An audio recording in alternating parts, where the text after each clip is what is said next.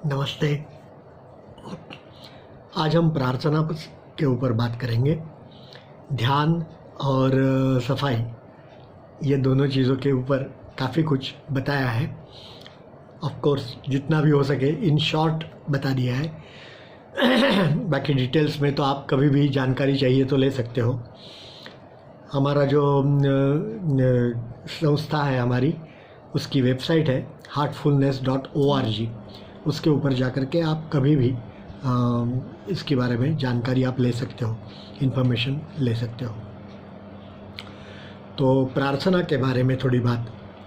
तो प्रार्थना के बारे में यदि हम सोचें तो हर बार किसी को भी हम पूछते हैं तो प्रार्थना में आप क्या करते हो, तो भगवान की मूर्ति के सामने मंदिर में जा कर के या तो अपने घर पे भी आंखें बंद करके मौन खड़े होकर के और भगवान की स्तुति करेंगे या तो उनसे कुछ मांगेंगे।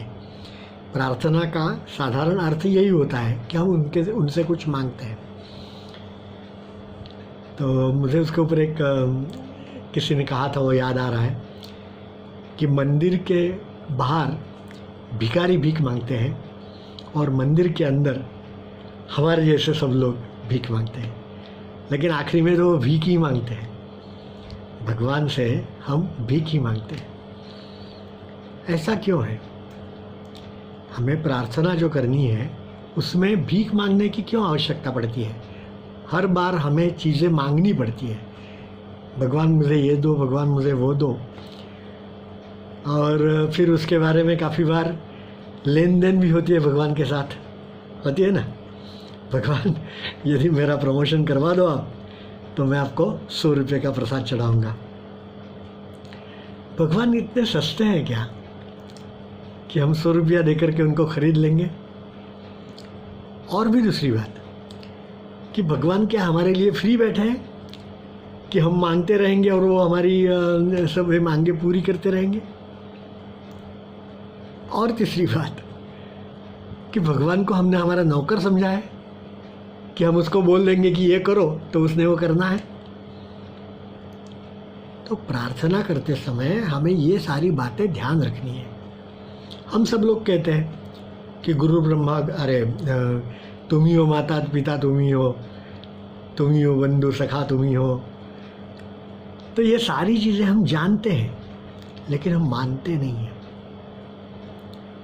भगवान हमारे यदि माता पिता है, हमारे सखा है, सब कुछ हमारे लिए भगवान है, तो फिर उनसे हर चीज़ हमें मांगनी क्यों पड़ती है? वो खुद देंगे ना। उनको मालूम है आपको क्या चाहिए, कब चाहिए और कितना चाहिए, कैसे चाहिए। हम जब कभी भी मांगते हैं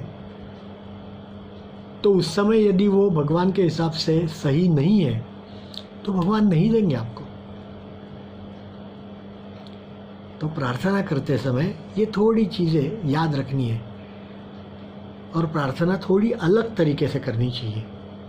हम हार्टफुलनेस ये संस्था के अंदर श्री रामचंद्र मिशन की जो प्रार्थना करते हैं उसके बारे में फिर से बात करेंगे। धन्यवाद।